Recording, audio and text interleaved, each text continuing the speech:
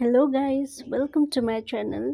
So आज फेरि म तपाईँहरूको लागि एउटा भिडियो लिएर आएको छु र यहाँ चाहिँ हुनुहुन्छ हाम्रो हजुरआमा र यहाँ चाहिँ हजुरआमाले मोमो खानुको लागि चाहिँ उहाँले रेडी गर्नु हुँदैछ मोमोको लागि। र उहाँले मैदा खानु हुँदैन नि त, सो आटा नै युज गर्नु हुँदैछ। र उहाँ चाहिँ अझै पनि 90 इयर्स पुग्नुभयो र अझै पनि यति एनर्जेटिक हुनुहुन्छ है उहाँ चाहिँ। तपाईँहरूलाई यादै छ है, घरमा हजुरआमा हजुरबाबा भएको घर एकदमै रमाइलो हुन्छ है, घर पनि जाउँ जाउँ जस्तो लाग्छ।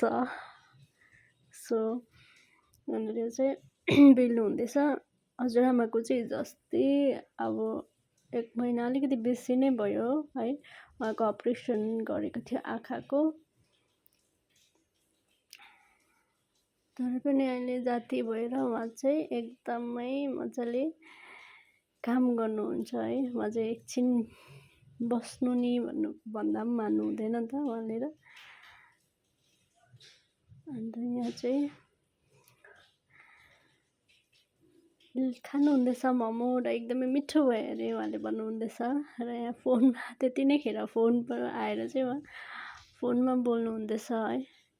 र हजुरहरूलाई यो भिडियो कस्तो लाग्छ तपाईँहरूलाई, सो लाइक सेयर कमेन्ट्स गर्नु नभुल्नु होला। By by. यो चाहिँ मलाई मेरो बहिनीले पठाएको भिडियो।